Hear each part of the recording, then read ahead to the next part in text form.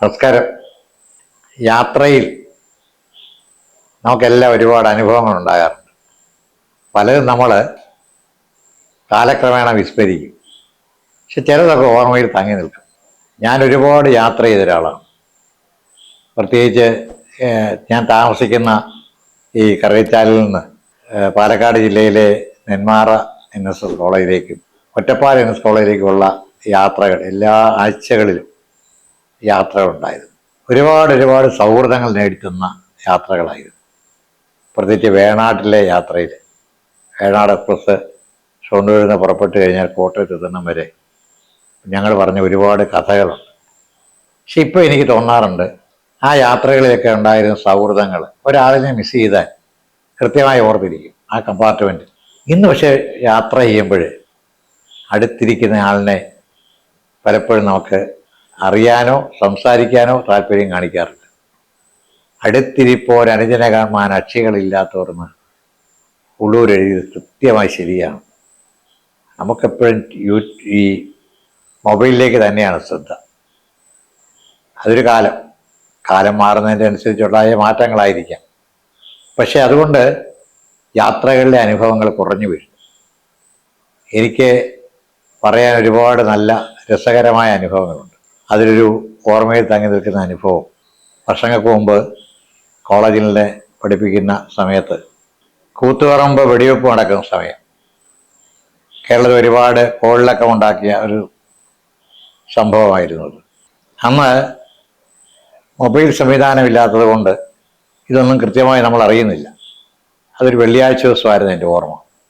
അന്ന് കോളേജ് വിട്ട് ഞങ്ങളെല്ലാം സാധാരണ പോലെ തന്നെ വൈകുന്നേരത്തെ ട്രാൻസ്പോർട്ടിൽ കയറി കോട്ടയത്തേക്ക് പുറപ്പെടുക. പക്ഷേ വണ്ടി തൃശ്ശൂർ വിട്ട് കുറച്ച് കഴിഞ്ഞപ്പോൾ തൊട്ടേ വണ്ടിയിലേക്ക് തുരുതുര വരും. എന്താണ് കാര്യമെന്നറിയത്തില്ല. വണ്ടി ഓടുന്നു, പല സ്ഥലങ്ങളിൽ ഏറുകൾ വരുന്നു, ഈ സൈഡ് ഷട്ടറൊക്കെ അങ്ങ് ഇടുന്നു. അപ്പം ഇതിങ്ങനെ കുറേ ആയിക്കഴിഞ്ഞപ്പോഴത്തേക്ക് എന്താണ് എന്ന് അറിയാനുള്ളൊരു സംവിധാനം അന്ന് ഇല്ലായിരുന്നെങ്കിൽ പോലും എങ്ങനെയൊക്കെയോ എവിടെയോ വെടിവെപ്പ് ഉണ്ടായിട്ടുണ്ട്, അതിൻ്റെ ഭാഗമായിട്ടുള്ള പ്രതിഷേധമാണെന്നൊക്കെ മനസ്സിലാകും. പക്ഷേ എയറിൻ്റെ കാഠിന്യം കൂടുകയും അത് വാഹനങ്ങളെല്ലാം മുമ്പോട്ട് പോകാൻ ബുദ്ധിമുട്ടുകയും ചെയ്യുന്ന ഒരു സാഹചര്യത്തിൽ ഈ ഡ്രൈവറും കണ്ടക്ടറും ഒരു തീരുമാനം എടുക്കുന്നു, വണ്ടി എവിടെയെങ്കിലും സൈഡിലിട്ടിട്ട് ഇത് റിപ്പോർട്ട് ചെയ്യാം എന്നുള്ള തീരുമാനം എടുക്കുന്നു. അങ്ങനെ റിപ്പോർട്ട് ചെയ്യാൻ വേണ്ടി ഇവർ രണ്ടുപേരും കൂടെ ഇതിൽ നിന്ന് യാത്ര സ്റ്റേഷനിലേക്ക് നടന്നു പോകുന്നു. ഞങ്ങൾ ഈ വണ്ടിക്കകത്തിരിക്കുന്നു, യാത്രക്കാരെല്ലാം ഉണ്ട്. അപ്പം ഈ സമയത്ത് കുറേ നേരമായിട്ടും, ഏതാനും അരമണിക്കൂറായി 3/4 മണിക്കൂറായി, ഇവരെ കാണുന്നില്ല. അപ്പോൾ വണ്ടി ഇരുന്ന കുറേ പേര് പറഞ്ഞു, പുരുഷന്മാരായിട്ടുള്ളവർ പറഞ്ഞു, നമുക്കെന്നാൽ ഇവരെ പോയി സ്റ്റേഷനിലൊന്ന് അന്വേഷിക്കാമെന്ന് പറഞ്ഞു. അപ്പോൾ സ്റ്റേഷൻ അവിടെ സ്വല്പ ദൂരം നടക്കണം, കുറച്ച് ദൂരം നടന്നാൽ മതി. ഞങ്ങൾ വണ്ടിയിൽ നിന്ന് ഇറങ്ങി ഞങ്ങളെല്ലാം കൂടെ എല്ലാവരും കൂടെ ചേർന്നപ്പോൾ ഒരു ജാഥ പോലായി ഈ സ്റ്റേഷന് നേരെ ചെല്ലുക. കണ്ടക്ടറേയും ഡ്രൈവറേയും അന്വേഷിച്ച് എന്തെങ്കിലും ഒരു പരിഹാരം ഉണ്ടാകണമല്ലോ, രാത്രി വീട്ടിൽ വരണം, എന്തെങ്കിലും മാർഗമില്ല. ഇവരെ കാണുന്നുമില്ല. ഞങ്ങൾ ഈ സ്റ്റേഷൻ്റെ അടുത്തെത്തിയപ്പോഴത്തേക്ക് സ്റ്റേഷൻ്റെ ആ ഡ്യൂട്ടിയിൽ പാറാവ് കൊണ്ടിരുന്ന ആള്, പാറാവ് ഡ്യൂട്ടി ഓഫീസർ ചാടി അദ്ദേഹത്തിൻ്റെ ഈ കയ്യിലിരിക്കുന്ന തൂക്കമായിട്ട് മുമ്പോട്ട് ചാടിയപ്പോൾ ഞങ്ങളുടെ കൂടത്തുള്ള ആൾക്കാർ പറഞ്ഞു, അനങ്ങിയ വെടിവെക്കുമെന്ന് പറഞ്ഞു. ഇതാദ്യത്തെ ഒരു അനുഭവമാണ്. തോക്കമൊക്കെ കണ്ടിട്ടുണ്ടെങ്കിലും ഇത് വെടിവെക്കുന്ന കാര്യം നമുക്ക് എന്തിനാണ് വെടിവെക്കെന്ന് അറിയത്തില്ല. നമ്മൾ സമാധാനപൂർവ്വമായി സ്റ്റേഷൻ്റെ അങ്ങോട്ട് കാര്യം അന്വേഷിക്കാൻ പോയതാണ്. അത് കണ്ടപ്പോൾ സത്യത്തിൽ ഞാൻ ഭയന്നുപോയി. കൂടെ നിന്നവർ പറഞ്ഞു നമുക്ക് തിരിഞ്ഞ് ഓടാമെന്ന് പറഞ്ഞു. അപ്പോൾ ഒരു പഴയ പട്ടാളക്കാരനാണെന്ന് എനിക്ക് തോന്നുന്നു, ആരോ ഇതുമായി ബന്ധപ്പെട്ട ആളാണ് പറഞ്ഞത്, പുറം തിരിഞ്ഞ് ഓടിയാലും വെടിവെക്കും. ചുരുക്കം പറഞ്ഞാൽ വല്ലാത്ത ടെൻഷനായി. അങ്ങോട്ട് പോകാനും വയ്യ, ഇങ്ങോട്ട് പോകാനും വയ്യ. അപ്പോൾ അദ്ദേഹം പറഞ്ഞു, ഈ പോലീസിലെ ആൾ നോക്കുമായിട്ട് നിൽക്കുക. അപ്പം ഇദ്ദേഹം പറഞ്ഞു, സാധാരണഗതിയിൽ കീഴടങ്ങുന്നതിന് മാർഗമുണ്ട്, ഈ 2 കൈയും പൊക്കി മുകളിലോട്ട് കാണിച്ചാൽ മതി. കുറച്ച് പേര് 2 കൈ മുകളിലോട്ട് പൊക്കി. ഇതെല്ലാം കഴിഞ്ഞ് പ്രശ്നങ്ങളൊക്കെ തീർന്നു. ഇത് ഓർത്ത് ചിരിച്ചു.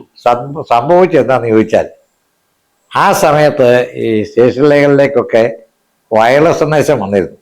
ചിലപ്പോൾ സ്റ്റേഷൻ ആക്രമണങ്ങളൊക്കെ ഉണ്ടാകാമെന്ന് പറഞ്ഞു. സ്വാഭാവികമായിട്ട് ഉണ്ടാകുന്ന ഒരു വയർലെസ് സന്ദേശമായിരിക്കണം. ഇത് കിട്ടിയ സമയത്ത് ഈ റോഡിലെല്ലാം ബഹളമായതുകൊണ്ട് ഈ പോലീസ് ഉദ്യോഗസ്ഥന്മാർ മുഴുവൻ സ്റ്റേഷന് പുറത്താണ്. ആകെ പാറാതെ നിൽക്കുന്ന ആളെ പറ്റേ ഉള്ളൂ അവിടെ. അപ്പം അദ്ദേഹം സ്വാഭാവികമായിട്ടും ഇത്രയും ആളുകൾ ഒരുമിച്ച് ചെല്ലുമ്പോൾ ഇതൊരു ആക്രമണത്തിൻ്റെ എന്തോ ലക്ഷ്യത്തിലാണെന്ന് തെറ്റിദ്ധരിച്ചു. പിന്നെ സ്വാഭാവികമായിട്ടും ആത്മരക്ഷാർത്ഥം ഈ വരുന്ന മോബിനോട് തോക്കെടുത്ത് കാണിച്ചു, ഭയപ്പെടുത്തി എന്നുള്ളതാണ് സംഭവം. ഭയപ്പെടുത്തിയതിൻ്റെ അടിസ്ഥാനത്തിലാണ് അദ്ദേഹം ചെയ്തത്. പക്ഷെ ഞങ്ങൾ ഏതായാലും ഇത് കഴിഞ്ഞ് ബസ്സിൽ കയറി ഒരുപാടേറെ ചിരിച്ചു. ഇപ്പോൾ ഈ കഥ പറയുമ്പോൾ ഞങ്ങളുടെ സുഹൃത്തുക്കളുടെ ഇടയിലൊക്കെ പലപ്പോഴും പറയുമ്പോഴും ഇരിക്കാറുണ്ട്. കാരണം അന്ന് അവിടെ സ്റ്റേഷൻ പരിസരത്ത് ഈ രണ്ട് കൈയും പൊക്കി, അന്ന് കോളേജ് അധ്യാപകരായ ഞങ്ങൾ ഈ രണ്ട് കൈയും പൊക്കി നിന്ന് ഇങ്ങനെ കീഴടങ്ങുന്ന അതിമനോഹരമായ ദൃശ്യം ഇന്നായിരുന്നെങ്കിൽ, അതൊരു പക്ഷേ മൊബൈൽ ക്യാമറയിൽ പകർത്തിയിരുന്നെങ്കിൽ ഏറെ വൈറലാകുന്ന ഒരു സംഭവമായി മാറിയേനെ. പക്ഷെ ഇതൊന്നും ആരും അന്ന് ശ്രദ്ധിക്കാനില്ല. മാത്രമല്ല, വീട്ടിലേക്ക് തിരികെ വരിക എന്നുള്ള ടെൻഷൻ, എങ്ങുണ്ടാകുന്ന പ്രശ്നങ്ങൾ, പ്രതിഷേധങ്ങൾ, അപ്പോൾ ഇതെല്ലാമായിരുന്നു നമ്മുടെ ഇടയിൽ. പിറ്റേ ദിവസമാണ് പത്രം വരുമ്പോൾ ഇങ്ങനെയുണ്ടായ സംഭവ വികാസങ്ങൾ, ഈ വിഷയങ്ങളും ഗൗരവമായിട്ടുള്ള കാര്യങ്ങളൊക്കെ തന്നെ അറിയാൻ കഴിഞ്ഞത്. അപ്പം ഇങ്ങനെ ഒരു വലിയ രസകരമായൊരു അനുഭവം ഒരു യാത്രയിലുണ്ടായി. ആദ്യമായിട്ടാണ് അങ്ങനെ ഒരു തോക്കിനെ ഭയപ്പെടുന്നത്, അല്ലെങ്കിൽ തോക്കുമായി നിൽക്കുന്ന ഒരാളിന് മുമ്പിൽ ഭയപ്പെട്ടു പോയത്. പിന്നീട് ഇത് കോളേജിൽ ഈ കഥ നന്നായിട്ട് വ്യാപരിച്ചു. അതിൻ്റെ പേരിൽ ഒരുപാട് കളിയാക്കുകൾ ഏറ്റുവാങ്ങി. പക്ഷേ എങ്കിലും ഒരുപാട് കാലങ്ങൾക്ക് മുമ്പ് നടന്ന സംഭവമാണ്, അറിയാം. പുതുപറമ്പ് ഒഴിവ് നടന്നിട്ട് തന്നെ കാലങ്ങളായി. പക്ഷേ ഇന്നും മനസ്സിൽ ആ ഒരു ബസ് യാത്രയും അതോടനുബന്ധിച്ചുണ്ടായ ഞങ്ങളുടെ ആ ഒരു അനുഭവവും പലപ്പോഴും എൻ്റെ മനസ്സിലിങ്ങനെ തങ്ങി നിൽക്കുന്ന ഒരു കാര്യമാണ്. ഇത് ഞാൻ പലരോടും സ്വകാര്യമായ വേളകളിൽ പങ്കുവെച്ച എൻ്റെ യാത്രയിലെ രസകരമായൊരു അനുഭവമാണ്. യാത്രകൾ അങ്ങനെയാണ് സത്യത്തിൽ. എല്ലാ യാത്രയ്ക്കും എന്തെങ്കിലും ഒരു കഥ കാണും. അതിൻ്റെ പിന്നിൽ ഓർക്കാൻ കഴിയുന്ന ചെറിയ ചെറിയ സംഭവങ്ങൾ കാണും. ചിലപ്പോൾ വലിയ സംഭവങ്ങളാകാം. എങ്കിലും യാത്രകൾ വളരെ രസകരമാകുന്നത് ഇത്തരം ചില നിമിഷങ്ങളിലൂടെയാണ്. അല്ലെങ്കിൽ നമ്മളൊക്കെ ജീവിതത്തിൽ എത്രയോ കിലോമീറ്റർ യാത്ര ചെയ്തിരിക്കും. പക്ഷേ ആ യാത്രക്കിടയിൽ നമ്മൾ ചില അനുഭവങ്ങളെ കണ്ടുമുട്ടുന്നു, ചില വ്യക്തികളെ നമ്മൾ അടുത്തറിയുന്നു, അപരിചിതരായ ചില ആളുകൾ നമ്മുടെ സുഹൃത്തുക്കളായി മാറുന്നു. അങ്ങനെ ഒരുപാട് അനുഭവങ്ങൾ ഉണ്ടായിട്ടുണ്ട്. അങ്ങനെ ഒരു അപരിചിതത്വത്തിൻ്റെ ഇടയിൽ നിന്നുകൊണ്ട് ഒരേ മനസ്സോടെ രണ്ട് കൈയും ആകാശത്തേക്ക് പൊക്കി നിന്നുകൊണ്ട് ഇതാ കീഴടങ്ങി എന്ന് പറഞ്ഞ ഒരുപക്ഷെ അത്യപൂർവമായ മനോഹരമായ ദൃശ്യത്തിന് അന്ന് സാക്ഷിയാകാൻ കഴിഞ്ഞു, അല്ലെങ്കിൽ അതിൻ്റെ ഭാഗമാകാൻ കഴിഞ്ഞു എന്ന് പറയാൻ സന്തോഷമുണ്ട്. ഞാൻ ഈ അടുത്ത കാലത്ത് എൻ്റെ ഒരു തൃശ്ശൂർ യാത്രയിൽ ഞാൻ അതിലെ കടന്നുപോയി. അല്ലെങ്കിൽ ഈ റോഡൊക്കെ മാറി, ആ പഴയ വളമൊന്നും ഇപ്പോൾ ആ ഭാഗത്തില്ല. പോയപ്പോൾ എൻ്റെ വണ്ടിയിലുള്ള സുഹൃത്തിനോട് ഞാൻ പറഞ്ഞു, ഇവിടെ വച്ചാണ് ചരിത്ര പ്രസിദ്ധമായ എൻ്റെ കീഴടങ്ങലുണ്ടായത് എന്ന് ഞാൻ പറഞ്ഞു. അങ്ങനെ അതൊരു കീഴടങ്ങലിൻ്റെ കഥയാണ്.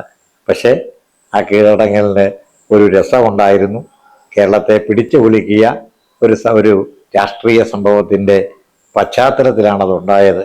പക്ഷേ അന്നത്തെ അത്ര കൃത്യമായി ഞങ്ങൾക്കത് മനസ്സിലാക്കാൻ അല്പം സമയം എടുത്തു. കാരണം അന്നത്തെ കമ്മ്യൂണിക്കേഷൻ്റെയൊക്കെ അല്ലെങ്കിൽ വാർത്താവിനിമയ സംവിധാനങ്ങൾ അത്രയും ഇല്ലാതിരുന്നൊരു കാലത്താണ്. അപ്പോൾ അങ്ങനെ ഒരു നല്ല അനുഭവം നിങ്ങളോടൊപ്പം പങ്കുവെക്കുകയാണ്. ഇത് നിങ്ങൾക്ക് ഇഷ്ടപ്പെട്ടെങ്കിൽ തീർച്ചയായിട്ടും അത് സബ്സ്ക്രൈബ് ചെയ്യുക. നമുക്കിതുപോലുള്ള മറ്റു ചില അനുഭവങ്ങളുമായി നമുക്ക് വീണ്ടും കാണാം എന്ന പ്രതീക്ഷയോടെ, ഒരുപാട് സന്തോഷത്തോടെ